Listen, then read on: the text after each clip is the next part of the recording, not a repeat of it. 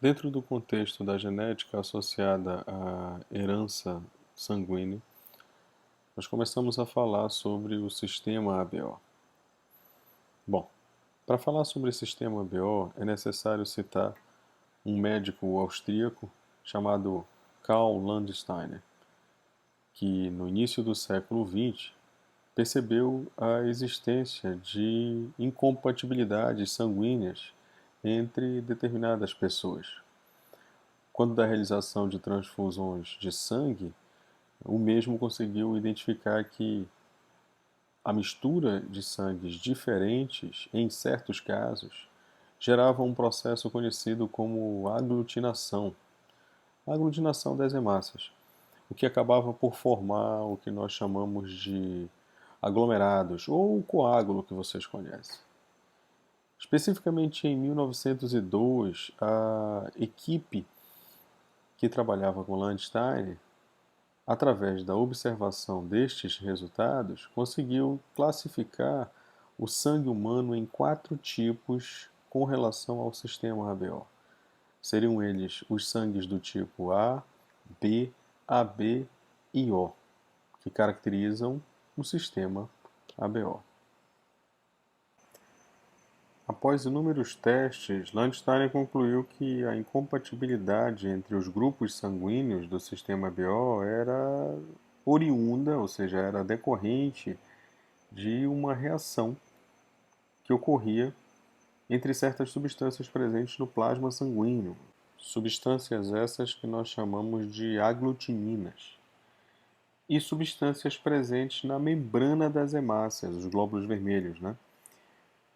Substâncias essas que nós chamamos de aglutinogênios. Então, seria uma reação oriunda da combinação das aglutininas presentes no plasma sanguíneo e os aglutinogênios presentes na membrana dos glóbulos vermelhos. Então, para quem não está lembrando, o sangue ele é formado por células, e aí você tem os glóbulos brancos, os glóbulos vermelhos, e todas estas células estão mergulhadas em um líquido que nós chamamos de plasma, constituído de água, sais minerais, proteínas. As aglutininas são estruturas que estão presentes no plasma, nesta parte líquida, enquanto que os aglutinogênios são estruturas que estão presentes na membrana dos glóbulos vermelhos. Então, aglutininas dispersos no plasma e aglutinogênio presentes na membrana dos eritrócitos, ou hemácias, ou glóbulos vermelhos. E aí nós podemos dizer que o sistema ABO ele se caracteriza pela presença de 2 tipos de aglutinogênio, gente. O aglutinogênio A e o aglutinogênio B. E de 2 tipos de aglutininas, a aglutinina anti-A e a aglutinina anti-B.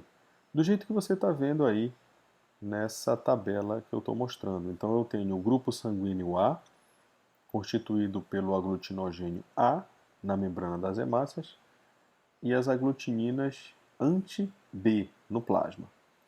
Aí você pode perguntar, mas Mauro, por quê, né? Por que tem anti-B, aglutinogênio A e aglutinina anti-B? Porque se eu tiver aglutinina anti-A junto com aglutinogênio A, ocorre a reação de coagulação. Ocorre o processo de aglutinação, que é quando essas hemácias todinhas vão formar grandes pellets, né? grandes blocos de aglomerados.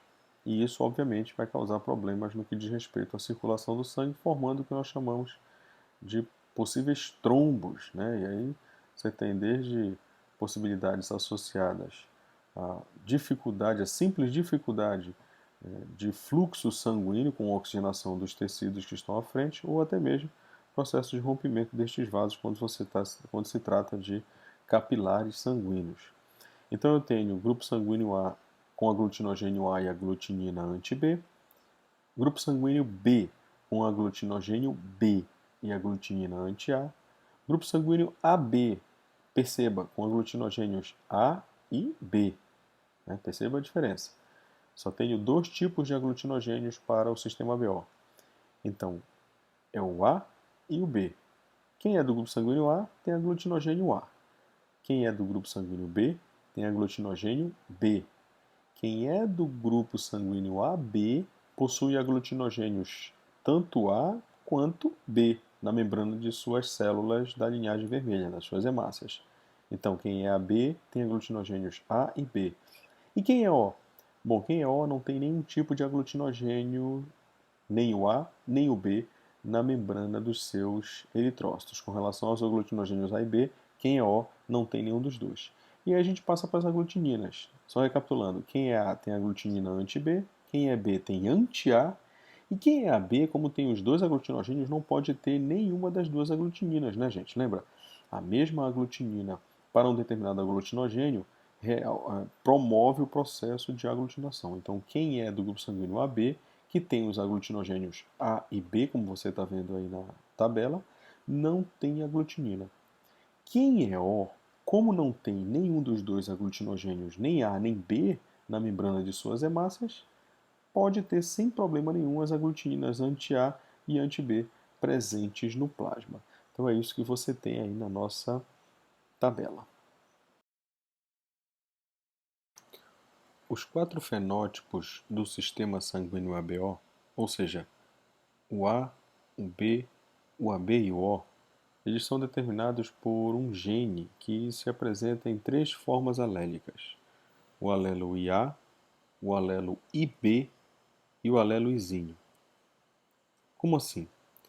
Bom, há muito tempo, quando nós havíamos conversado sobre conceitos básicos sobre genética, eu havia dito para vocês que um gene pode, em algumas situações, ter formas variáveis. É possível que um determinado gene, por conta de processos de mutação, acabe dando origem a formas variáveis dele mesmo. É como se o gene A ora estivesse na forma de azão, ora estivesse na forma de azinho. E é possível que, além dessas duas formas estas que nós chamamos de alelos, é possível que existem outras. E aí, ao existirem outras formas, nós teríamos azão, azão linha, azinho, azinho linha, azinho duas linhas, ou seja, vários alelos. É o que nós chamamos de alelos múltiplos ou polialelia, quando todos esses alelos são oriundos de um mesmo gene a partir de processos de mutação. Continua sendo o mesmo gene, tá, gente? Só que o que você tem são vários alelos daquele gene. Neste caso aqui, o sistema BO ele é determinado por um único gene, o gene I. Vez por outra, a gente percebe as pessoas falando em gene IA, gene IB. É melhor você fazer referência a estas formas do gene I na forma de alelos. Então perceba, o fenótipo, que é tudo aquilo que é determinado a partir de um genótipo, né? Obviamente que com ou sem interação do meio, mas fenótipo é tudo aquilo que é produzido ou manifestado a partir de um genótipo. Então, os quatro fenótipos do sistema BO seriam A, B, AB e O. E estes quatro fenótipos são produzidos por três alelos do gene I. Quais seriam esses três alelos do gene I, que é isso que você está vendo aí nesse nosso slide? Os três alelos seriam o alelo IA, o alelo IB e o alelo Izinho. Ou seja, o que nós temos aí é um caso de alelos múltiplos ou polialelia. Perceba, o alelo IA determina a presença do aglutinogênio A nas hemácias. O alelo IB determina a presença do aglutinogênio B. E o alelozinho não determina nenhum aglutinogênio. Automaticamente, pessoas que possuem genótipos IA e A, que é o homozigoto para o A, e A izinho, que é o heterozigoto para o A, só possuem aglutinogênios do tipo A. Lembrando, o alelo IA produz o aglutinogênio A. Se a pessoa tem duas doses do IA, o que ela tem é aglutinogênio A, a pessoa tem o fenótipo A. IA e zinho. IA produz aglutinogênio A e zinho não produz nenhum aglutinogênio. Fenótipo do tipo A. Portanto, sangue do tipo A é todo aquele que vai ter ou o genótipo IA ou o genótipo IAzinho. Perceba, pessoas que possuem genótipos IB e B ou IB e Izinho têm apenas aglutinogênio B. É só o que dá para produzir. O Izinho não produz aglutinogênio. Portanto, essas pessoas são do fenótipo B, são do tipo sanguíneo B. Pessoas com genótipo IA e B, agora olha só, tem tanto aglutinogênio A quanto aglutinogênio B nas suas hemácias. Então essas pessoas são do fenótipo AB, são do tipo sanguíneo AB. Pessoas com genótipo Izinho, que é o último genótipo que a gente está vendo aí, não possuem nenhum dos dois aglutinogênios. E aí o sangue dessa pessoa é do tipo O, o fenótipo é o fenótipo O. Os alelos IA e B, eles comportam-se como codominantes, que é isso que você está vendo aí. Né? Então eu tenho o alelo IA e aí o símbolo de igual com relação ao alelo IB. Por que isso? Porque não existe dominância entre eles. No entanto, estes dois apresentam uma condição de dominância em relação ao izinho. Por isso nós dizemos que entre IA e IB existe uma codominância. Tá? Os alelos IA e B, eles produzem respectivamente os aglutinogênios A e B. Já o alelo izinho, que é recessivo, né, em relação aos dois, já que ele não se manifesta na presença dos dois, ele acaba se comportando como aquele alelo tido como o alelo dominado, ou o alelo que é inativado, ou o alelo que não se manifesta por conta da presença de IA e IB. Então, se eu tenho IA, IB e Izinho, os três alelos se combinam para produzir os quatro fenótipos do sistema BO. No entanto, a relação entre esses alelos é uma relação de codominância do alelo IA e B em relação ao exínio. Por isso, o símbolo de igual entre os alelos IA e B, onde existe codominância dos dois em relação ao exínio, por isso o símbolo de maior do IA e do IB com relação ao exínio. Analisemos a imagem no lado direito do slide, onde eu tenho as quatro colunas, listando o grupo sanguíneo na primeira coluna, o genótipo, as proteínas e os anticorpos. E aí você pode estar se perguntando, mas como assim proteínas e anticorpos? Estas proteínas que estão aí na terceira coluna, gente, nada mais são do que os aglutinogênios. Porque, a bem da verdade, os aglutinogênios são proteínas que são produzidas pelas células, a partir, obviamente, do material genético, das características contidas no DNA, os genes responsáveis pela síntese dessas proteínas, e estas proteínas são colocadas na membrana das hemácias. O que você está vendo aí como proteína do tipo A, esta bolinha em cima deste pauzinho, ou seja, essa estrutura que mais parece um alfinete, a cabeça de um alfinete, e aí neste caso de cor vermelha, esta proteína do tipo A é o aglutinogênio A. E esse aglutinogênio A você consegue identificar lá no grupo A, na primeira coluna, tá vendo? Uma hemácia do grupo sanguíneo A, do fenótipo A, com a membrana repleta de proteínas ou aglutinogênios do tipo A. Os aglutinogênios também são chamados de antígenos, tá, gente? Por quê? Porque são estruturas que promovem a síntese quando identificadas como estruturas estranhas em um determinado contexto, são estruturas que promovem a síntese de anticorpos. São antígenos. Antígenos, estruturas que promovem a síntese de anticorpos quando identificadas como estruturas estranhas a um determinado organismo. Então, as proteínas ou aglutinogênios que nós estamos vendo aqui também são chamadas de antígenos. Então, não se espante se os aglutinogênios, em um dado momento, forem chamados de antígenos.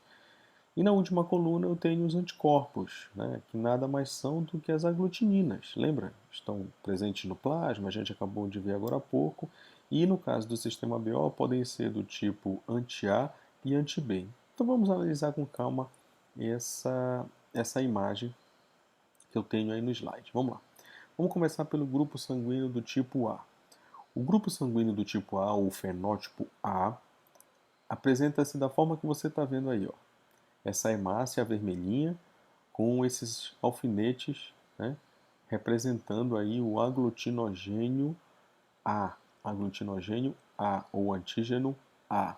Quais são os genótipos que determinam este tipo de hemácia, este tipo de fenótipo, o fenótipo A do sistema BO? Os genótipos são IA e A para o homozigoto do grupo sanguíneo A e Azinho para o heterozigoto do grupo sanguíneo A.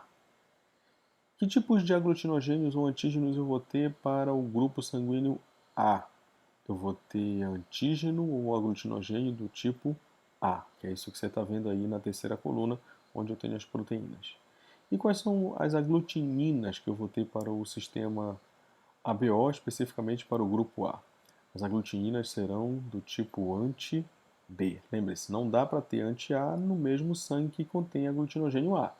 Vai ocorrer o processo de aglutinação e possivelmente isso trará danos ao indivíduo, né, ao paciente. Então, naturalmente, se eu sou do grupo A, eu tenho o aglutinogênio A, o antígeno A, e tenho a aglutinina, o anticorpo anti-B.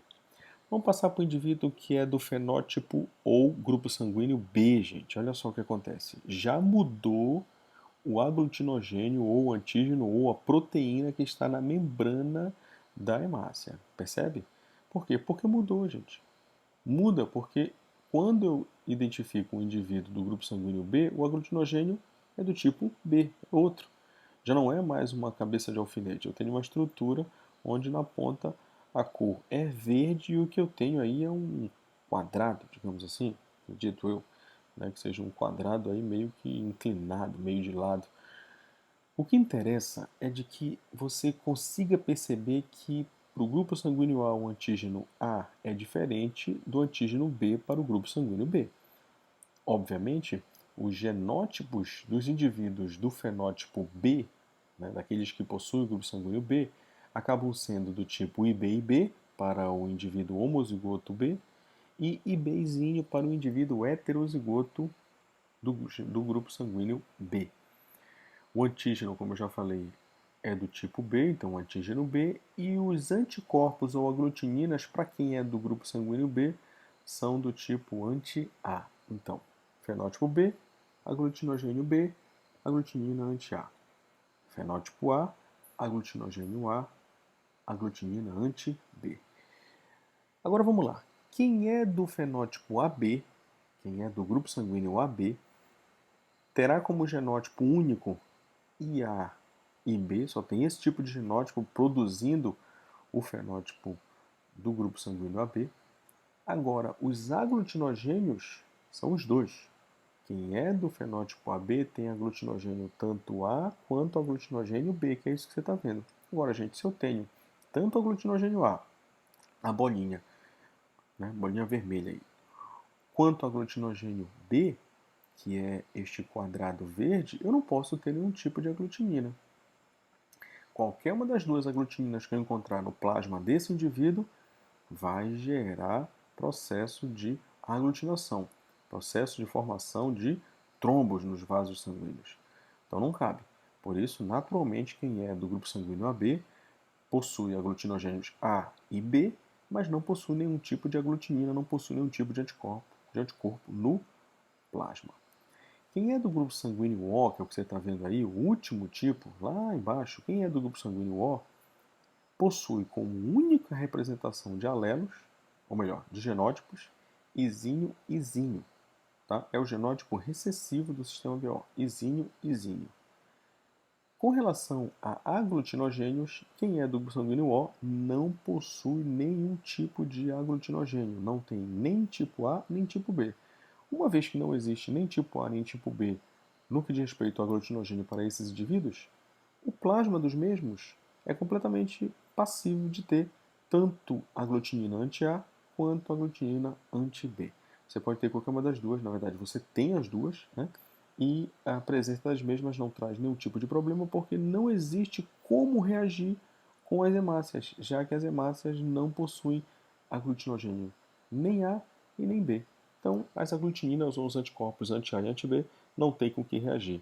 Então, recapitulando: fenótipo A, aglutinogênio A, aglutinina anti-B. Fenótipo B, aglutinogênio B, aglutinina anti-A. Fenótipo AB, aglutinogênio A e aglutinogênio B, nenhuma aglutinina. E fenótipo O, nenhum aglutinogênio, aglutinina anti-A e anti-B.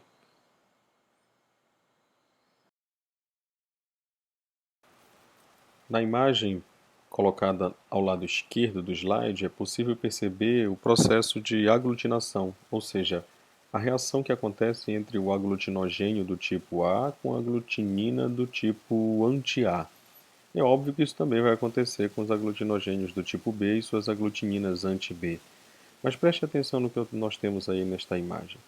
As hemácias, todas com seus aglutinogênios A, representados por estas bolinhas azuis, estão reagindo com as aglutininas anti-A, de forma que este é o tal processo de aglutinação que precisa ser evitado durante os processos de transfusão sanguínea, evitando-se assim de que aglutinogênios de um determinado tipo encontrem suas aglutininas específicas, evitando o encontro de antígeno e anticorpo, antígeno na forma de aglutinogênio e anticorpo na forma de aglutininas. E é justamente levando-se em consideração este processo de reação entre antígenos e anticorpos, ou seja, aglutinogênios e aglutininas, que os laboratórios utilizam para a realização de testes de determinação do grupo sanguíneo. Ou seja, o teste para saber a que grupo sanguíneo uma determinada pessoa pertence, ele é feito por profissionais, né, dentro de um ambiente laboratorial ou nos hospitais. E aí o processo ele consiste da colocação de 2 gotas de sangue, né, em uma extremidade de uma lâmina ou um determinado recipiente, né, pode ser uma lâmina de microscopia, pode ser um anteparo já de um determinado kit. E aí a esta gota de sangue você adiciona uma gota do soro, ou seja, uma gota de plasma. Lembrem-se, as aglutininas estão no plasma sanguíneo, plasma ou soro. Uma vez isoladas, as aglutininas anti-A e anti-B, elas podem ser utilizadas para identificar que tipo de sangue é aquele, que tipo de aglutinogênio está presente ali. Então você coloca 2 gotinhas de sangue na lâmina e depois sobre a mesma goteja uma única gota do soro com aglutinina anti-A e em uma outra gotinha de sangue, obviamente do mesmo paciente, você coloca uma gotinha de soro contendo anti-B, né? Não esqueça, soro é a parte líquida do sangue obtida após o processo de coagulação, tá? Então, diante disso, essa imagem do lado direito aí está apresentando para você justamente esse processo, onde eu tenho as amostras de sangue e o gotejamento do soro para ver se o processo de aglutinação ocorre ou não. Diante disso, eu consigo definir que tipo de grupo sanguíneo eu tenho ali naquela minha amostra, se a pessoa é do grupo A, B, AB ou O. E aí vamos imaginar a seguinte situação. No slide que eu apresento para vocês agora, nós temos um teste de tipagem sanguínea utilizando os anticorpos anti-A e anti-B, aqui representados pelas gotinhas azul e amarelo, respectivamente. No slide anterior, eu disse que um dos procedimentos é a colocação das gotículas de sangue e, posteriormente a isso, o gotejamento dos anticorpos, como ficou evidente na imagem. Nesse caso aqui, nós vamos fazer o contrário. Então, nós temos o gotejamento dos anticorpos em uma lâmina. Perceba que em A eu tenho o anticorpo em azul, o anti-A, sendo colocado, e o anticorpo ou aglutinina anti-B em amarelo, também sendo colocado na mesma lâmina. Uma vez de posse da amostra de sangue que se quer saber qual o fenótipo do sistema BO ou qual o grupo sanguíneo para o sistema BO, você pega essa amostra de sangue e adiciona gotas ao anti-A e ao anti-B. Então perceba que é o que está acontecendo aí na imagem B. Né? Na imagem B eu tenho gotas de sangue utilizadas para o teste. Então gotas de sangue colocadas sobre o anti-A, que é o azulzinho, e gotas de sangue do mesmo sangue, da mesma pessoa, obviamente, mesmo paciente, mesma amostra, colocadas sobre o amarelinho, sobre o líquido amarelo, sobre o anti-B, a aglutinina anti-B. Depois você mistura essas duas gotas colocadas sobre o anti-A e sobre o anti-B, sem obviamente misturá-las, sem deixar com que a mistura aglutinina, sangue de uma amostra e da outra se encostem, você continua deixando as mesmas separadas por uma dada distância e depois de um certo tempo você observa o que acontece em D. Em D você consegue perceber que a gota de sangue colocada no lado direito, onde eu tenho a aglutinina anti-B, permaneceu do mesmo jeito, intacta, como uma gota de sangue mesmo. Apenas com uma leve reação de coagulação, obviamente, porque o sangue está exposto ao ar, né? Isso é comum. Mas a do lado esquerdo, lá na imagem D, a última imagem do lado direito, a imagem que fica embaixo, imagem D de dado, no lado esquerdo dessa imagem D de dado, você tem assim, ó, reação positiva de aglutinação. Como assim? Significa dizer que o sangue que você colocou aí reagiu com a aglutinina anti-A, mas não reagiu com a aglutinina anti-B. Reagiu com o soro em azul, mas não reagiu com o soro em amarelo. Por que isso? Gente, se reagiu com o soro em azul, reagiu com o anti-A. Se reagiu com o anti-A é porque no sangue que você colocou existe aglutinogênio A. Aglutinogênio A, reage ou coagula ou aglutina com a aglutinina anti-A. Antígeno A reage com o anticorpo anti-A. Se está ocorrendo a aglutinação justamente onde você colocou a aglutinina anti-A, o que eu tenho aí é um indivíduo, é um paciente com um grupo sanguíneo ABO definido como fenótipo do tipo A. Esse indivíduo é do tipo A.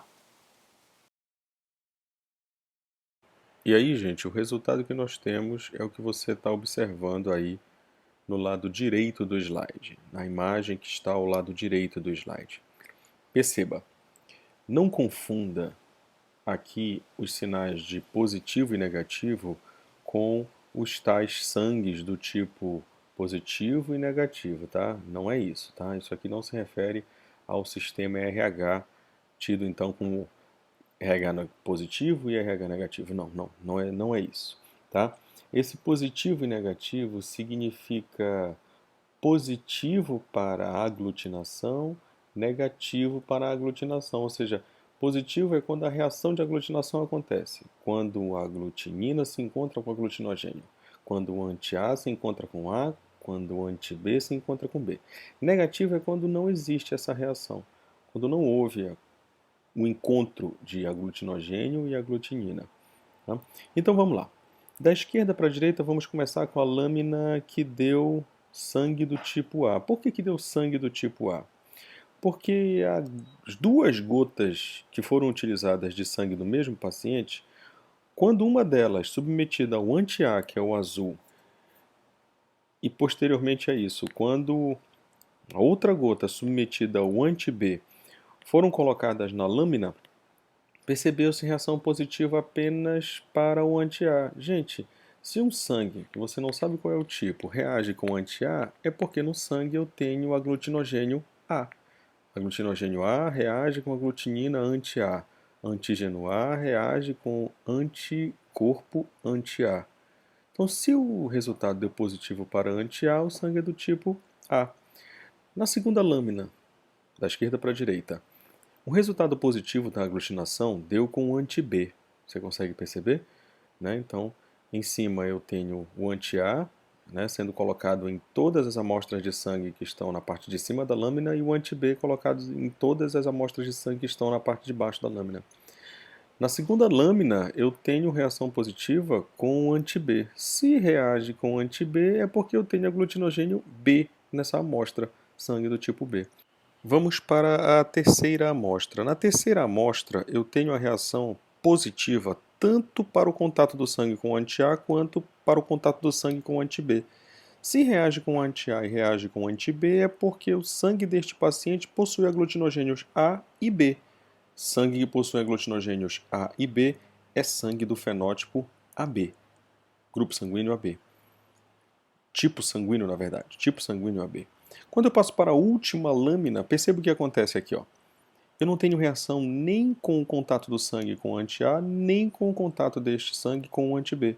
Se não reage nem com o anti-A nem com o anti-B, eu estou de frente para um caso de um paciente com fenótipo do tipo O. Fenótipo O, grupo sanguíneo O, sistema BO definido pelo fenótipo O. Por quê? Porque o O é o único dos 4 possíveis fenótipos, dos 4 possíveis tipos sanguíneos do sistema BO, que não possui aglutinogênio. Se não tem aglutinogênio nem A nem B, não tem como reagir. Não tem como reagir. Não reagindo, eu tenho um fenótipo do tipo O.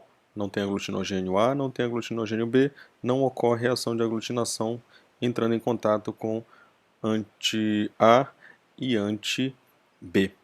É isso que você tem aí. A razão principal para a realização de testes de tipagem sanguínea, gente, está na necessidade de executar as chamadas transfusões, né? Ou seja, processo esse extremamente necessário em casos onde o paciente, por algum motivo, perde sangue em excesso e o corpo, obviamente, apresenta-se incapacitado de repor sozinho tal perda. Vale sempre lembrar que o sangue que é doado para a realização dessas tais transfusões, ele é separado, tá, pessoal? É separado em diversos elementos, ou seja, você isola um concentrado de hemácias, ou seja, somente as hemácias, os eritrócitos, né? Hemácias e eritrócitos é a mesma coisa, tá, gente? Tudo glóbulo vermelho.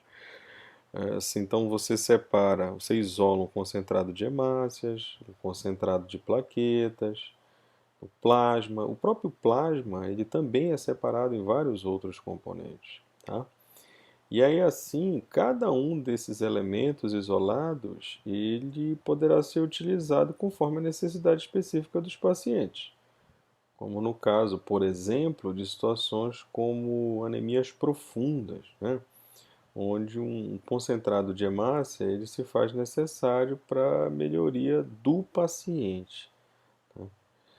E aí, assim, testes acabam sendo realizados antes do processo de transfusão, sempre se observando o sangue do doador, observando se o sangue do doador ele é compatível com o sangue do receptor, tá? Então, você tem o sangue daquela pessoa que vai doar e você tem a pessoa potencial receptora daquele sangue, é preciso que exista uma, uma avaliação prévia, né? Então, testes são realizados em todos aqueles sangues, todas aquelas bolsas de sangue que são fornecidas nos hemocentros, né? Então, quando você vai fazer uma doação, inclusive quando você faz uma doação de sangue, não necessariamente o mesmo já está endereçado, né? É óbvio que existem aquelas campanhas onde você divulga a necessidade de uma ou outra pessoa precisando de um determinado tipo de sangue, mas na grande maioria das vezes, quando a doação ela é de livre e espontânea vontade, esse sangue está sendo doado e ainda não é endereçado a ninguém. Em todo caso, todos eles passam por testes, de forma que é possível a realização de uma verificação onde se mistura, por exemplo, o soro do receptor com as hemácias do doador, né? Quando você realmente já tem ali o receptor, você mistura o soro deste receptor com as hemácias do doador. Para quê? Você faz isso com o simples objetivo de verificar se existem anticorpos, ou seja, aglutininas, contra os antígenos, os aglutinogênios, presentes nas hemácias do doador. Então, o doador está enviando um concentrado de hemácias, por exemplo, para um receptor, e o que você precisa saber é se o receptor não tem anticorpos, aglutininas, contra os aglutinogênios, contra os antígenos presentes nas hemácias do sangue que está sendo doado. Tá? De forma que o papel importante desse processo, ou seja, fazer esse teste, tem que papel? Qual é a importância?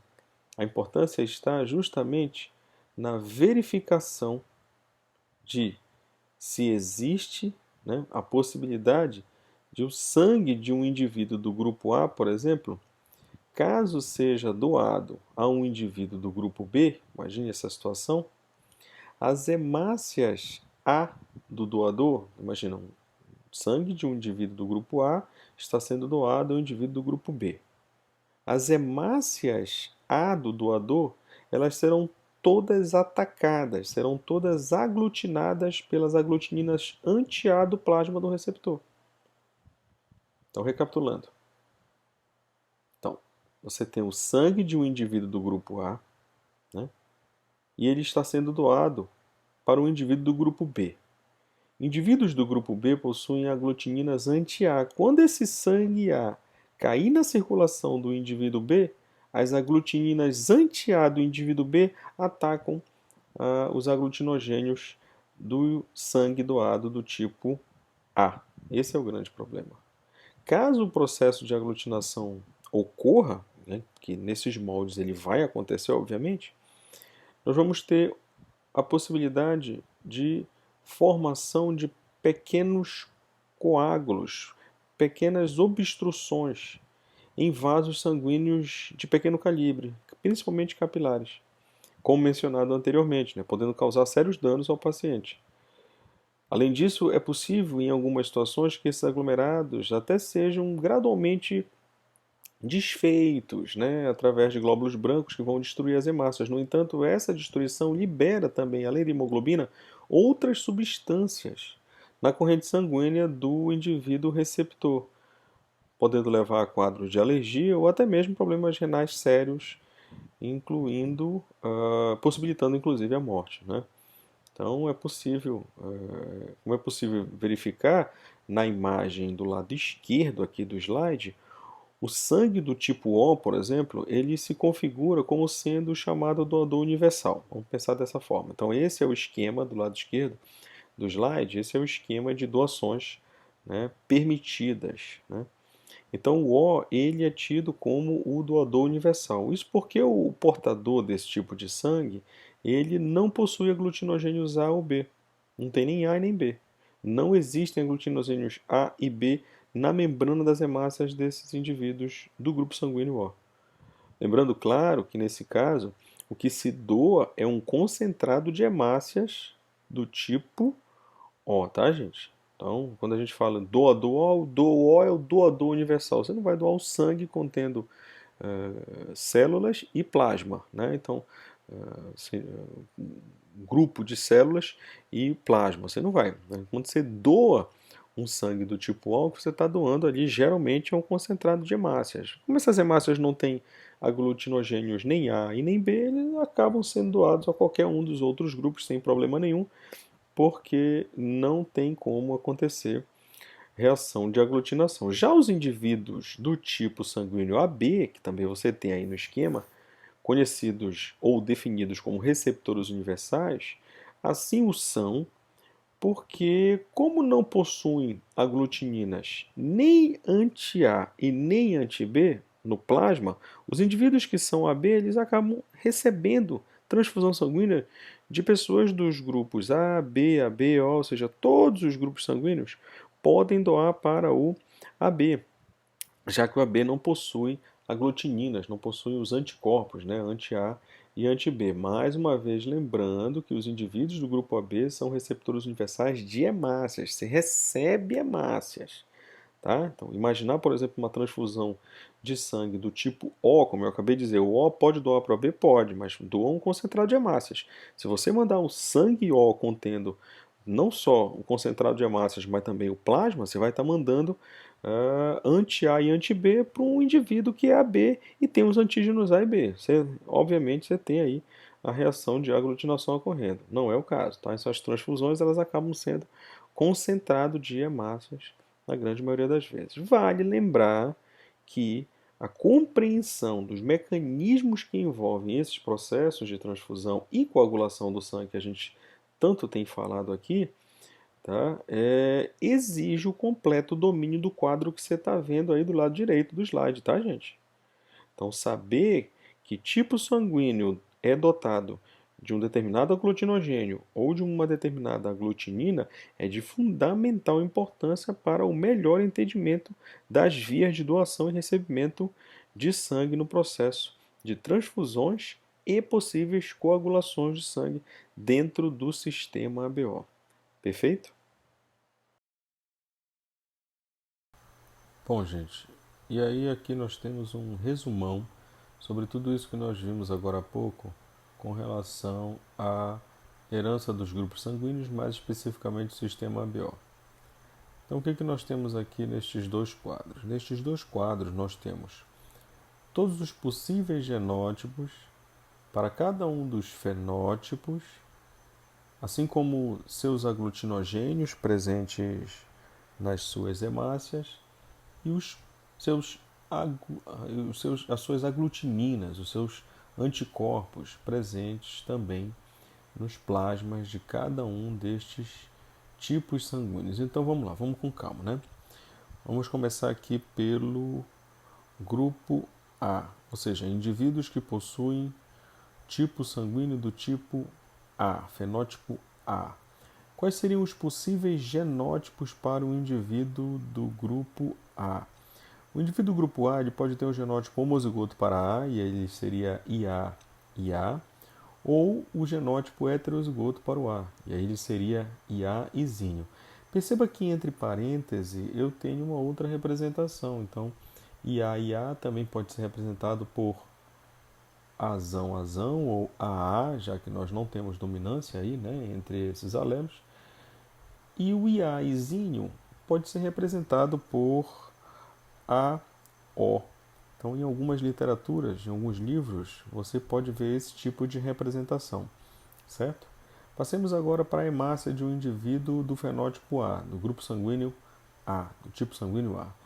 Perceba que eu encontro aglutinogênios do tipo A, são as bolinhas azuis na membrana das hemácias dos indivíduos do tipo A. Se os indivíduos do tipo A possuem aglutinogênios do tipo A nas suas hemácias, no plasma desses indivíduos as aglutininas obrigatoriamente serão do tipo anti-B. Então o indivíduo do grupo A tem aglutinogênio A e aglutinina anti-B. Quem é do grupo B vai ter os dois possíveis genótipos, IB e B, o homozigoto para B, e IBzinho, o heterozigoto para o B, da mesma forma que a outra representação entre parênteses, então BB para o homozigoto e BO para o indivíduo heterozigoto, carregando assim o alelo Izinho, representado aí pelo o alelo que define o grupo sanguíneo O. Então esse indivíduo é B. Com relação aos aglutinogênios e às aglutininas, o indivíduo que é do grupo sanguíneo B possui aglutinogênio B na membrana de suas hemácias e aglutinina anti-A no plasma. Já o indivíduo que é AB só tem um tipo de genótipo, tá, gente? Na imagem da direita. Indivíduo AB, fenótipo AB, grupo sanguíneo AB, para o sistema ABO, só tem um tipo de genótipo. É o genótipo dotado dos dois alelos, tanto o IA quanto o IB. Então, o genótipo é IA e B. Ou, entre parênteses, AB, como nós já conversamos. Plasma dos indivíduos do grupo sanguíneo AB. Que tipo de aglutininas eu encontro? Nenhuma. Indivíduos do grupo AB, do fenótipo AB para o sistema ABO, não possuem aglutininas, não possuem os tais anticorpos para os aglutinogênios A e B. No entanto, a membrana das hemácias desses indivíduos são dotadas tanto de aglutinogênios A quanto de aglutinogênios B. Passando agora para o genótipo Izinho, é o genótipo que faz referência ao fenótipo O, ao grupo sanguíneo O do sistema ABO. Gente, o grupo sanguíneo O ele diz respeito àqueles indivíduos cujas hemácias não possuem aglutinogênios. Na membrana dos eritrócitos ou glóbulos vermelhos não existem aglutinogênios, não existem antígenos A e nem antígenos B. Por outro lado, o plasma desses indivíduos é dotado de aglutininas tanto anti-A quanto anti-B, ou seja, anticorpos tanto anti-A quanto anti-B.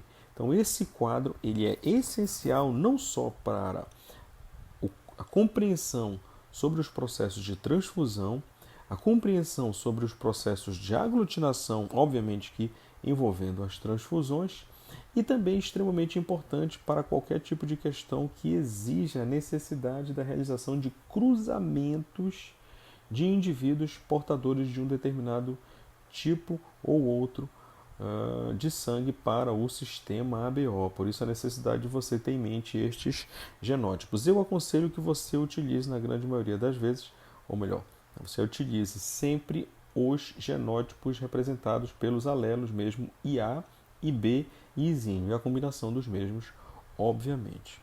Perfeito? Um outro sistema sanguíneo também caracterizado por Landsteiner foi o chamado sistema RH. Este RH é representativo ou alusivo às iniciais do nome Rhesus, ou seja, o gênero de um determinado macaco, no caso, o macaco no qual esse antígeno, o antígeno RH, foi descoberto inicialmente. Então, para você ter uma ideia, 85% das pessoas possuem em suas hemácias o antígeno RH. Ou seja, na membrana das hemácias, de 85% da população mundial, você vai encontrar a presença desse antígeno RH, desta proteína. Semelhante ao que nós vimos agora há pouco. Vocês lembram que para o sistema BO eu tinha aglutinogênios ou antígenos na membrana das hemácias, representados por bolinhas amarelas e bolinhas azuis, né? Então as amarelas, o aglutinogênio A, alusivo ao tipo sanguíneo A, e em outras hemácias eu tinha bolinhas azuis representadas ou representativas do tipo sanguíneo B. Então, amarelo A, azul B. Então, esses seriam os antígenos da membrana das hemácias específicos do sistema BO. Para o sistema RH não é muito diferente. Então, 85% da população mundial é dotada deste antígeno na membrana das hemácias, de forma que quando você faz o exame e identifica a presença desses antígenos, o resultado positivo da presença deles faz com que essas pessoas sejam chamadas de RH positivo. O resto, né, da população mundial, que não entra nesses 85%, obviamente não possui um antígeno na membrana de suas hemácias. E aí qualquer tipo de exame na busca da identificação desses antígenos tem como resultado negativo. As pessoas que não possuem um fator RH ou antígeno RH na membrana das hemácias são chamadas de pessoas, pacientes, indivíduos RH negativo. Então estes seriam os dois tipos de fenótipos para o sistema RH. Então os fenótipos do sistema RH seriam o RH positivo, para aquelas pessoas que possuem o fator RH na membrana das hemácias, e RH negativo, o outro fenótipo, para aquelas pessoas que não possuem o fator RH na membrana de suas hemácias. E aí, gente, embora vários alelos estejam envolvidos nesse processo de herança do fator RH, para efeito de incompatibilidade de grupo sanguíneo, a gente pode considerar apenas um par de alelos. Tá? Então, vamos dizer aqui que existe o alelo desão, que é dominante e faz com que o indivíduo portador do mesmo manifeste a presença do fator RH, do antígeno na membrana das hemácias, e o alelo desinho, que é o alelo recessivo deste contexto. Então, seriam dois alelos diferentes, né, do sistema BO, no caso de polialelia. No sistema BO eu tinha alelos múltiplos ou polialelia. O sistema BO, os fenótipos, eles eram definidos por combinações de três alelos. Então, os genótipos eram construídos a partir de três alelos e assim manifestavam os fenótipos.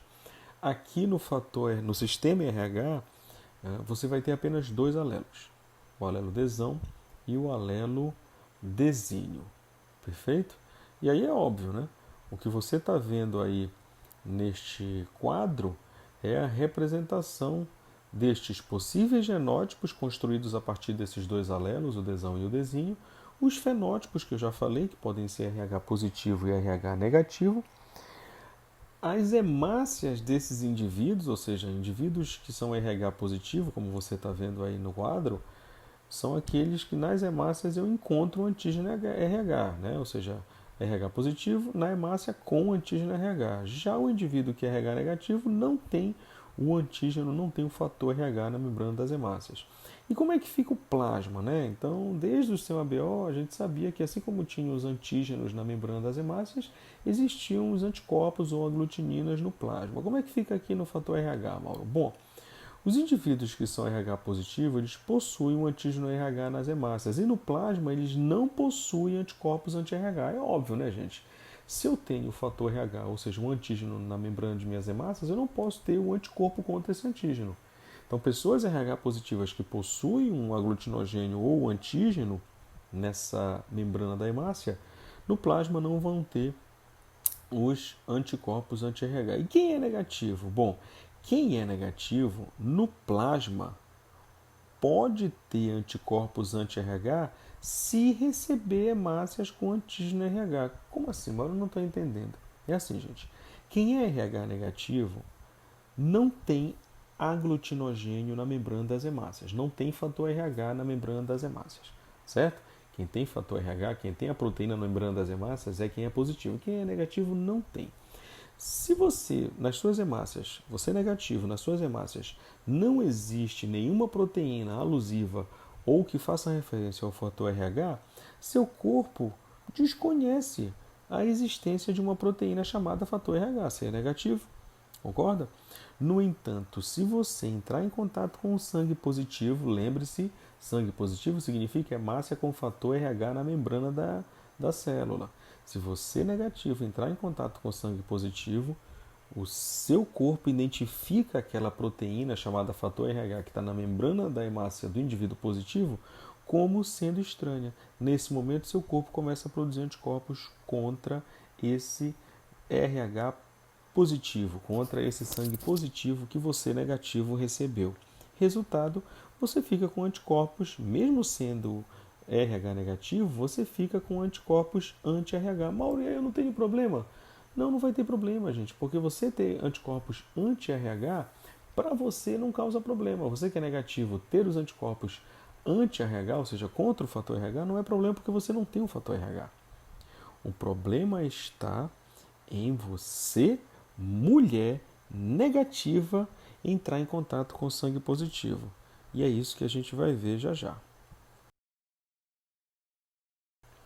Um outro sistema sanguíneo também caracterizado por Landsteiner foi o chamado sistema RH. Este RH é representativo ou alusivo às iniciais do nome Rhesus, ou seja, o gênero de um determinado macaco, no caso, o macaco no qual esse antígeno, o antígeno RH, foi descoberto inicialmente. Então, para você ter uma ideia, 85% das pessoas possuem em suas hemácias o antígeno RH. Ou seja, na membrana das hemácias, de 85% da população mundial, você vai encontrar a presença desse antígeno RH, desta proteína. Semelhante ao que nós vimos agora há pouco. Vocês lembram que para o sistema BO eu tinha aglutinogênios ou antígenos na membrana das hemácias, representados por bolinhas amarelas e bolinhas azuis, né? Então as amarelas, o, o aglutinogênio A, alusivo ao tipo sanguíneo A, e em outras hemácias eu tinha bolinhas azuis representadas ou representativas do tipo sanguíneo B. Então, amarelo A, azul B. Então, esses seriam os antígenos da membrana das hemácias específicos do sistema BO. Para o sistema RH não é muito diferente. Então, 85% da população mundial é dotada deste antígeno na membrana das hemácias, de forma que quando você faz o exame e identifica a presença desses antígenos, O resultado positivo da presença deles faz com que essas pessoas sejam chamadas de RH positivo. O resto, né, da população mundial, que não entra nesses 85%, obviamente não possui um antígeno na membrana de suas hemácias. E aí qualquer tipo de exame na busca da identificação desses antígenos tem como resultado negativo. As pessoas que não possuem um fator RH ou antígeno RH na membrana das hemácias são chamadas de pessoas, pacientes, indivíduos RH negativo. Então estes seriam os dois tipos de fenótipos para o sistema RH. Então os fenótipos do sistema RH seriam o RH positivo, para aquelas pessoas que possuem fator RH na membrana das hemácias, e RH negativo, o outro fenótipo, para aquelas pessoas que não possuem o fator RH na membrana de suas hemácias. E aí, gente, embora vários alelos estejam envolvidos nesse processo de herança do fator RH, para efeito de incompatibilidade de grupo sanguíneo, a gente pode considerar apenas um par de alelos. Tá? Então, vamos dizer aqui que existe o alelo desão, que é dominante e faz com que o indivíduo portador do mesmo manifeste a presença do fator RH, do antígeno na membrana das hemácias, e o alelo desinho, que é o alelo recessivo deste contexto. Então, seriam dois alelos diferentes, né, do sistema BO, no caso de polialelia. No sistema BO eu tinha alelos múltiplos ou polialelia. O sistema BO, os fenótipos, eles eram definidos por combinações de 3 alelos, então os genótipos eram construídos a partir de 3 alelos e assim manifestavam os fenótipos. Aqui no sistema RH, você vai ter apenas 2 alelos, o alelo desão e o alelo desíneo. Perfeito? E aí é óbvio, né? O que você está vendo aí neste quadro é a representação destes possíveis genótipos construídos a partir desses 2 alelos, o desão e o desinho, os fenótipos que eu já falei, que podem ser RH positivo e RH negativo, as hemácias desses indivíduos, ou seja, indivíduos que são RH positivo, como você está vendo aí no quadro, são aqueles que nas hemácias eu encontro o antígeno RH, né? Ou seja, RH positivo na hemácia com antígeno RH. Já o indivíduo que é RH negativo não tem o antígeno, não tem o fator RH na membrana das hemácias. E como é que fica o plasma, né? Então, desde o sistema BO, a gente sabia que assim como tinha os antígenos na membrana das hemácias, existiam os anticorpos ou aglutininas no plasma. Como é que fica aqui no fator RH, Mauro? Bom, os indivíduos que são RH positivo, eles possuem um antígeno RH nas hemácias. E no plasma, eles não possuem anticorpos anti-RH. É óbvio, né, gente? Se eu tenho o fator RH, ou seja, um antígeno na membrana de minhas hemácias, eu não posso ter um anticorpo contra esse antígeno. Então, pessoas RH positivas que possuem um aglutinogênio ou antígeno nessa membrana da hemácia, no plasma não vão ter os anticorpos anti-RH. E quem é negativo? Bom, quem é negativo no plasma pode ter anticorpos anti-RH se receber hemácias com antígeno RH. Como assim? Mas eu não estou entendendo. É assim, gente. Quem é RH negativo não tem aglutinogênio na membrana das hemácias. Não tem fator RH na membrana das hemácias. Certo? Quem tem fator RH, quem tem a proteína na membrana das hemácias é quem é positivo. Quem é negativo não tem. Se você, nas suas hemácias, você é negativo, nas suas hemácias, não existe nenhuma proteína alusiva ou que faça referência ao fator RH, seu corpo desconhece a existência de uma proteína chamada fator RH, se é negativo. Concorda? No entanto, se você entrar em contato com o sangue positivo, lembre-se, sangue positivo significa hemácia com fator RH na membrana da célula.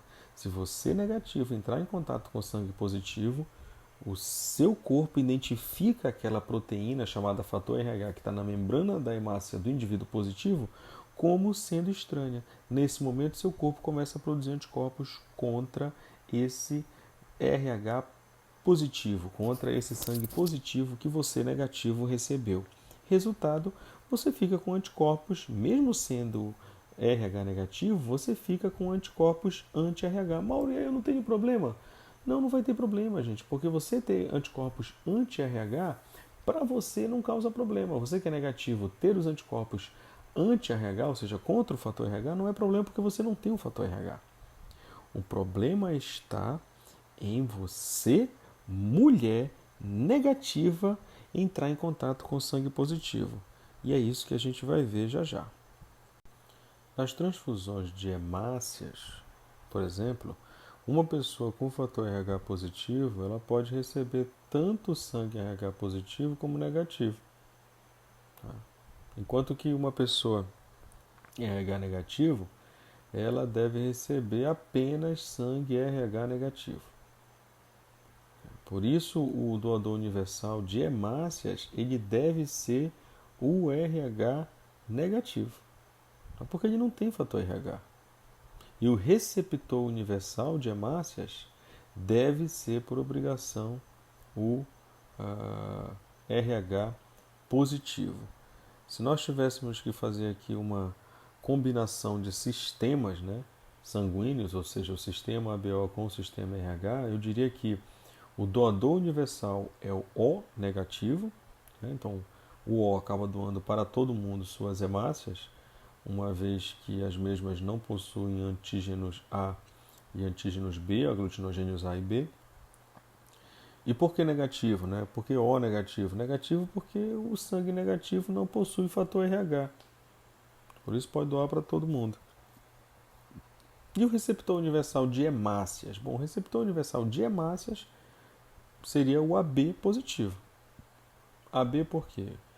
Porque qualquer tipo de hemácia enviada para AB não seria aglutinada, já que o AB não possui aglutininas anti-A e anti-B. Então não tem problema nenhum. E o positivo? Por que o positivo? Porque qualquer tipo de sangue enviado para o indivíduo positivo não vai fazer diferença. Se for positivo, ele já reconhece. Se for negativo, não tem o que reconhecer, já que sangue negativo não possui fator RH. Então seria mais ou menos isso. Então, doador universal O negativo, receptor universal AB positivo. Em casos de urgência, é possível transfundir hemácias com fator RH positivo para pacientes RH negativos, exceto em situações envolvendo mulheres, tá? Porque disso já já a gente vai comentar. Um outro sistema sanguíneo também caracterizado por Landsteiner foi o chamado sistema RH. Este RH é representativo ou alusivo às iniciais do nome Rhesus, ou seja, o gênero de um determinado macaco, no caso, o macaco no qual esse antígeno, o antígeno RH, foi descoberto inicialmente. Então, para você ter uma ideia, 85% das pessoas possuem em suas hemácias o antígeno RH. Ou seja, na membrana das hemácias, de 85% da população mundial, você vai encontrar a presença desse antígeno RH, desta proteína. Semelhante ao que nós vimos agora há pouco. Vocês lembram que para o sistema BO eu tinha aglutinogênios ou antígenos na membrana das hemácias, representados por bolinhas amarelas e bolinhas azuis, né? Então as amarelas, o aglutinogênio A, alusivo ao tipo sanguíneo A, e em outras hemácias eu tinha bolinhas azuis representadas ou representativas do tipo sanguíneo B. Então amarelo A, azul B. Então esses seriam os antígenos da membrana das hemácias específicos do sistema BO. Para o sistema RH não é muito diferente. Então, 85% da população mundial é dotada deste antígeno na membrana das hemácias, de forma que quando você faz o exame e identifica a presença desses antígenos, o resultado positivo da presença deles faz com que essas pessoas sejam chamadas de RH positivo. O resto, né, da população mundial, que não entra nesses 85%, obviamente não possuem um antígeno na membrana de suas hemácias. E aí qualquer tipo de exame na busca da identificação desses antígenos tem como resultado negativo. As pessoas que não possuem um fator RH ou antígeno RH na membrana das hemácias são chamadas de pessoas, pacientes, indivíduos RH negativo. Então, estes seriam os dois tipos de fenótipos para o sistema RH. Então, os fenótipos do sistema RH seriam o RH positivo, para aquelas pessoas que possuem o fator RH na membrana das hemácias, e RH negativo, o outro fenótipo, para aquelas pessoas que não possuem o fator RH na membrana de suas hemácias. E aí, gente, embora vários alelos estejam envolvidos nesse processo de herança do fator RH, para efeito de incompatibilidade de grupo sanguíneo, a gente pode considerar apenas um par de alelos. Tá? Então, vamos dizer aqui que existe o alelo desão, que é dominante e faz com que o indivíduo portador do mesmo manifeste a presença do fator RH, do antígeno na membrana das hemácias, e o alelo desinho, que é o alelo recessivo deste contexto. Então, seriam dois alelos diferentes, né, do sistema BO, no caso de polialelia. No sistema BO eu tinha alelos múltiplos ou polialelia. O sistema BO, os fenótipos, eles eram definidos por combinações de três alelos, então os genótipos eram construídos a partir de três alelos e assim manifestavam os fenótipos. Aqui no sistema RH, você vai ter apenas dois alelos, o alelo desão e o alelo desínio. Perfeito? E aí é óbvio, né?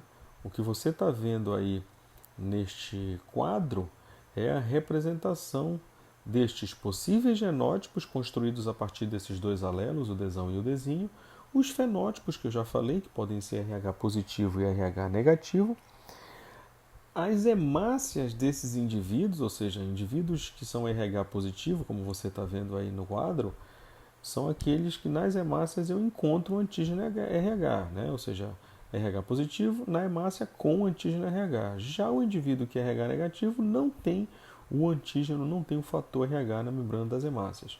E como é que fica o plasma, né? Então, desde o sistema BO, a gente sabia que assim como tinha os antígenos na membrana das hemácias, existiam os anticorpos ou aglutininas no plasma. Como é que fica aqui no fator RH, Mauro? Bom, os indivíduos que são RH positivo, eles possuem um antígeno RH nas hemácias. E no plasma, eles não possuem anticorpos anti-RH. É óbvio, né, gente? Se eu tenho o fator RH, ou seja, um antígeno na membrana de minhas hemácias, eu não posso ter um anticorpo contra esse antígeno. Então, pessoas RH positivas que possuem um aglutinogênio ou antígeno nessa membrana da hemácia, no plasma não vão ter os anticorpos anti-RH. E quem é negativo? Bom, quem é negativo no plasma pode ter anticorpos anti-RH se receber hemácias com antígeno RH. Como assim? Mas eu não estou entendendo. É assim, gente. Quem é RH negativo não tem aglutinogênio na membrana das hemácias. Não tem fator RH na membrana das hemácias. Certo?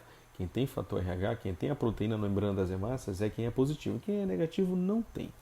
Se você, nas suas hemácias, você é negativo, nas suas hemácias, não existe nenhuma proteína alusiva ou que faça referência ao fator RH, seu corpo desconhece a existência de uma proteína chamada fator RH, se é negativo. Concorda? No entanto, se você entrar em contato com o sangue positivo, lembre-se, sangue positivo significa hemácia com fator RH na membrana da célula. Se você negativo entrar em contato com sangue positivo, o seu corpo identifica aquela proteína chamada fator RH que está na membrana da hemácia do indivíduo positivo como sendo estranha. Nesse momento, seu corpo começa a produzir anticorpos contra esse RH positivo, contra esse sangue positivo que você negativo recebeu. Resultado, você fica com anticorpos, mesmo sendo RH negativo, você fica com anticorpos anti-RH. Mauro, eu não tenho problema?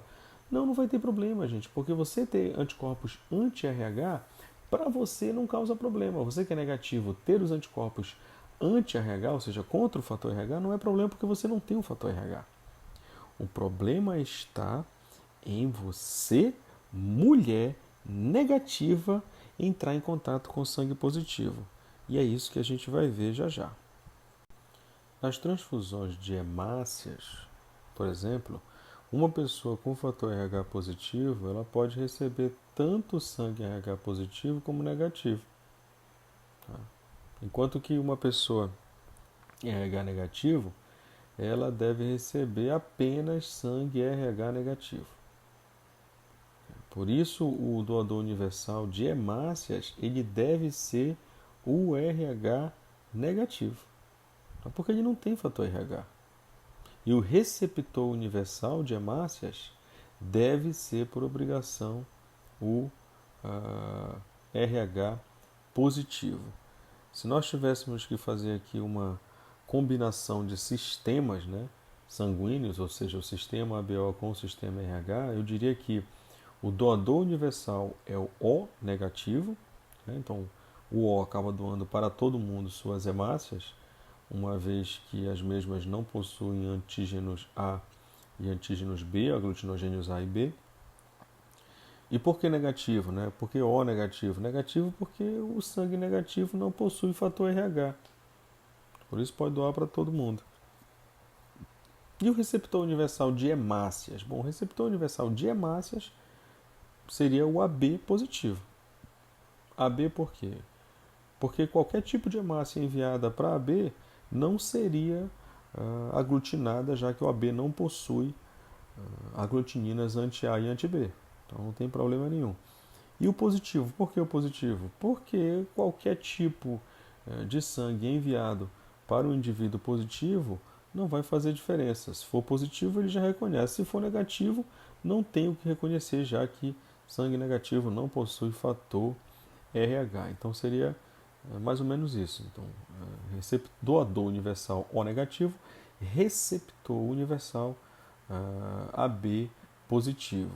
Em casos de urgência, é possível transfundir hemácias com fator RH positivo para pacientes RH negativos, exceto em situações envolvendo mulheres, tá? Porque disso já já a gente vai comentar.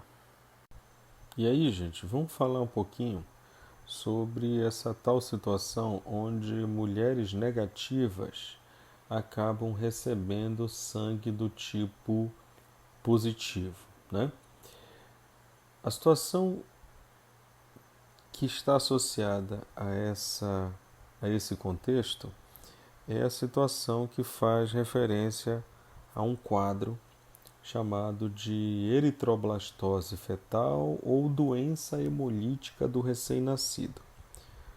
Só que para você entender isso, é preciso que você entenda um pouquinho sobre o processo de combinação entre os alelos que envolvem pai e mãe e possíveis filhos oriundos do cruzamento destes pais, onde a mãe é negativa e o pai é positivo. Então vamos pensar da seguinte forma.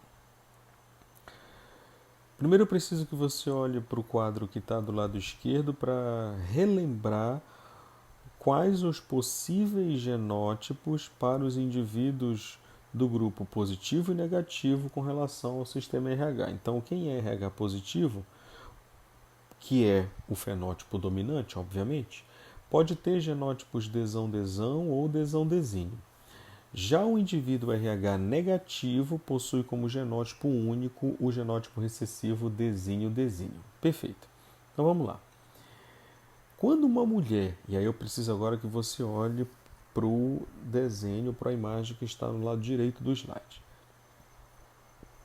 Quando uma mulher RH negativa tem um filho com um homem RH positivo, que é isso que você está vendo aí, tá? Duas possibilidades existem, tá? Dependendo do marido, no caso, né, do homem aí, ser homozigoto ou heterozigoto. Perceba, do lado esquerdo eu tenho um cruzamento onde a mulher é RH negativa e o homem é RH positivo, tá? Então você tem aí os símbolos de homem e mulher, macho e fêmea. E aí eu tenho um cruzamento do lado esquerdo e um cruzamento do lado direito. No do lado esquerdo eu tenho aí, ó, mulher negativa, homem positivo. Mas esse positivo é homozigoto, tá vendo aí, ó, desão-desão. Gente, se o homem é desão-desão e a mulher é desinho-desinho, que obviamente ela é negativa, você sabe que negativo só pode ser desinho-desinho, eu tenho uma situação onde 100% dos filhos que vão nascer deste cruzamento aí são RH positivos, concorda comigo? Porque veja, se o homem é positivo desão, ele só produz um tipo de gameta, que é desão. Se a mulher é negativa, ela é desinho, ela só produz um tipo de gameta também. O resultado deste cruzamento é 100% dos indivíduos heterozigotos desão-desinho. E desão-desinho é RH positivo. Então, quando o homem positivo for homozigoto, 100% dos filhos são RH positivo. No caso, obviamente que ao cruzar com mulheres negativas. No cruzamento de um homem positivo heterozigoto, que é o que já tem do lado direito, com uma mulher negativa, metade dos filhos acaba sendo positivo e a outra metade acaba sendo negativa, que é o que você está vendo aí neste esquema. Isto é fundamental para que você possa entender o processo que culmina com o diagnóstico da eritroblastose fetal ou doença hemolítica do recém-nascido. Doença esta, ou quadro clínico este, que pode ocorrer em filhos de mãe RH negativa. Veja, se o filho da mãe RH negativa for RH negativo, ele terá o mesmo padrão da mãe e não vai haver incompatibilidade entre eles, certo? Mas, Mauro, como é que pode o filho de mãe negativa ser negativa? Dá? Dá, gente. Eu acabei de mostrar isso para você. Você está vendo no cruzamento do lado direito aí, ó. Né? Se a mãe negativa, desinho, tiver um filho com um pai positivo, mas o pai for desinho, 50% dos filhos, ou melhor, existe uma chance de 50% desses filhos serem negativos. Certo? É mais ou menos esse o raciocínio.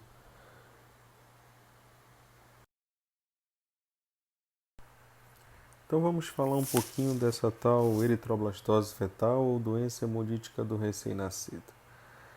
Ela pode ocorrer em filhos de mãe RH negativo, tá, gente? Então, imagine neste caso aí, onde o pai ele é RH positivo, e aí ele sendo RH positivo, ele pode ser tanto desão, que seria a forma homozigota, quanto desão-desinho, a forma heterozigota.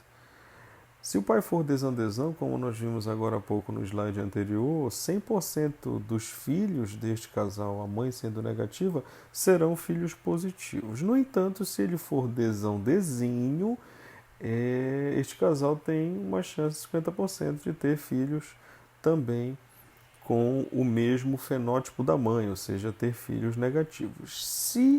Se o filho deste casal, onde o pai é positivo e a mãe negativa, for um filho negativo, ele acaba tendo o mesmo padrão da mãe, e aí você não tem compatibilidade entre mãe e filho, né? Mãe e feto, não existe compatibilidade. No entanto, se o filho que a mãe estiver gerando no seu ventre, fruto desse cruzamento entre o pai positivo e mãe negativa, for um filho RH positivo, alguns dias antes do nascimento, já próximo ao parto, ou o que mais acontece, né, durante o parto, por conta das trocas de sangue entre mãe e filho, uma parte do sangue deste feto escapa e cai na corrente sanguínea da mãe. Nesse momento, a mãe é estimulada a produzir anticorpos anti-RH. Mas, Mauro, por quê? Porque o sangue da mãe é negativo, gente. Sangue negativo desconhece o que é fator RH, por isso é negativo, não atesta fator RH. Sangue positivo possui fator RH. As hemácias da pessoa positiva são dotadas de fator RH na membrana delas. O resultado é que como a produção não é imediata, tá? Essa mãe até produz anticorpos, mas os anticorpos não saem da mãe correndo atrás do filho, né? Lá na maternidade, vai buscar a criança lá na parte do berçário. Não, não existe isso. A criança gera uma imunização ativa na mãe, ou seja, expõe a mãe ao fator RH do sangue positivo, a mãe negativa produz anticorpos anti-RH, mas o parto ele aconteceu normalmente e essa primeira criança, né, positiva, fruto deste casal, homem positivo e mãe negativa, não vai sofrer as consequências de uma possível aglutinação por conta de anticorpos produzidos pela mãe. No entanto, Tempos depois, é possível que essa mãe negativa volte a engravidar. E se ela engravidar de novo de uma criança positiva, como ela produziu anticorpos de forma ativa, ela tem esses anticorpos ainda em concentração elevada na corrente sanguínea. Esses anticorpos vão passar para a corrente sanguínea do filho, né, do feto no caso, e vão promover reações de aglutinação. As hemácias do feto vão aglutinar.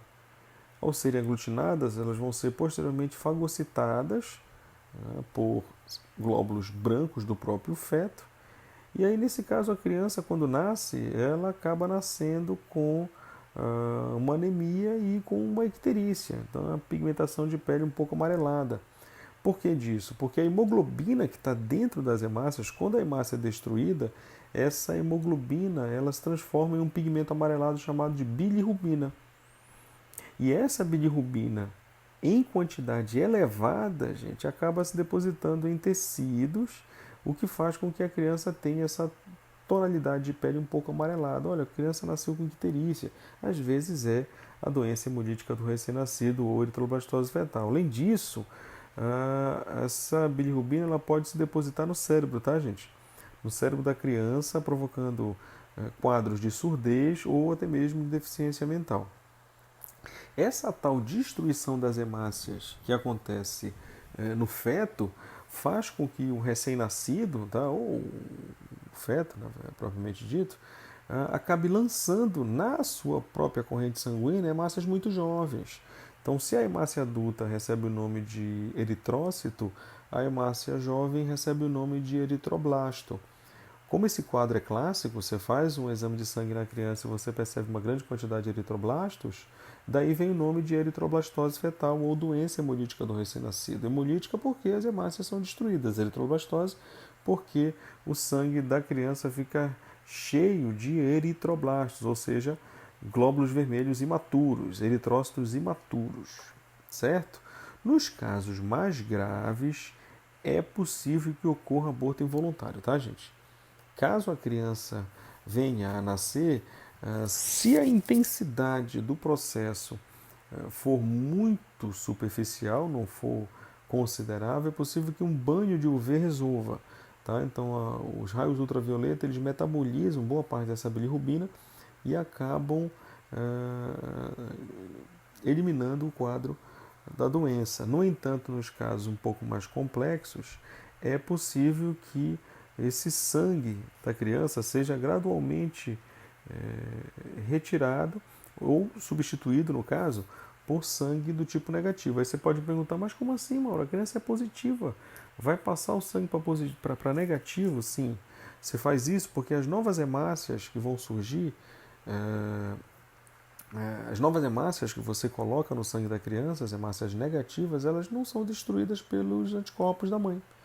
Os anticorpos da mãe são anticorpos anti-RH, ou seja, eles vão destruir somente quem tem fator RH, que são as hemácias do filho positivas. Se eu tiro as hemácias positivas do filho e introduzo na circulação dessa criança hemácias negativas, ou seja, hemácias RH negativas, os anticorpos não têm o que destruir. Como as hemácias elas duram mais ou menos 180 dias, gente, 150, 180 dias, as próximas hemácias a serem produzidas vão ser produzidas normalmente de acordo com o perfil genético da criança, que são hemácias RH positivas. Mas e os anticorpos da mãe? Como a criança não foi imunizada de forma ativa, ou seja, ela não entrou em contato com o sangue positivo, ela está recebendo anticorpos da mãe. Receber anticorpos significa receber soro, significa receber uma imunização passiva. E a imunização passiva, através de soro ou anticorpos, não é duradoura. Depois de 180 dias, o sangue da criança volta a ser positivo e os anticorpos da mãe não estão mais lá. Essa é uma das alternativas também. Tá? Você troca o sangue da criança todinho de RH positivo, está sendo atacado pelos anticorpos produzidos pela mãe, anticorpos anti-RH, troca o sangue da criança de positivo para negativo.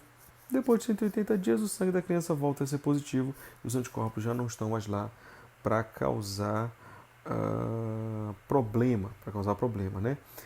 Para prevenir a eritroblastose fetal, até 3 dias após o parto da primeira criança, a criança RH positiva, ou entre o 28º e a 30ª semana de gestação, lembrando que a mesma possui aproximadamente 40 semanas, né? A mãe RH negativa deve receber uma aplicação de anticorpos anti-RH. É uma vacina, entre aspas, não dá para chamar de vacina tecnicamente, porque vacina não possui anticorpos, né, gente? O que possui anticorpos é soro, né? Vai aí o exemplo dos soros antiofídicos, que são soros contendo anticorpos contra o antígeno presente no veneno das cobras. Então, essa mãe ela vai receber um soro, na forma de vacina, obviamente, né, entre aspas, como eu falei, não chega tecnicamente a se caracterizar como uma vacina, mas ela vai receber esse soro rico em anticorpos anti-RH. Mas para que isso, Mauro? Porque esses anticorpos anti-RH vão prevenir, né, a mãe de ser sensibilizada. Então, provenientes do plasma de pessoas RH negativas sensibilizadas, esses anticorpos eles destroem as hemácias RH positivas deixadas pelo feto no sangue da mãe, o que impede o desencadeamento da produção de anticorpos maternos.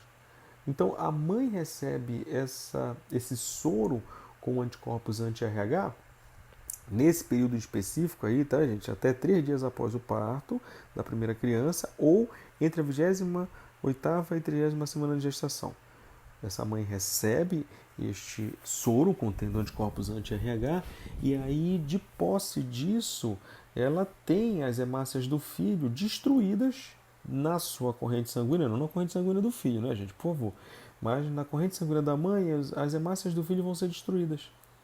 E ao serem destruídas, a mãe não é sensibilizada, ela não produz os anticorpos que porventura poderão trazer problemas para uma segunda gestação, como você está vendo aí no esquema, né? Então a segunda gestação de um filho também positivo acabou causando um quadro de doença hemolítica do recém-nascido. Se ela tivesse 3 dias, até 3 dias após o parto do primeiro filho, ou ainda na gestação do primeiro filho, entre o 28º e o 30º, entre a 28ª e a 30ª semana, tomado esse concentrado de anticorpos anti-RH, chamada RH-OGAN, ela não teria passado por esse desprazer, digamos assim, de identificar a doença hemolítica do recém-nascido no seu segundo filho. Mauro, mas e aí, essa mãe vai ficar com esses anticorpos, né? Esses anticorpos não são um problema para o próximo filho? Mais uma vez falando, a mãe está recebendo anticorpos, é uma imunização passiva, esses anticorpos não são duradouros. Com o tempo, esses anticorpos vão ser eliminados. Como o sistema imune da mulher não foi sensibilizado, ela está recebendo os anticorpos, ela não está produzindo. Ela fica livre para uma nova gravidez.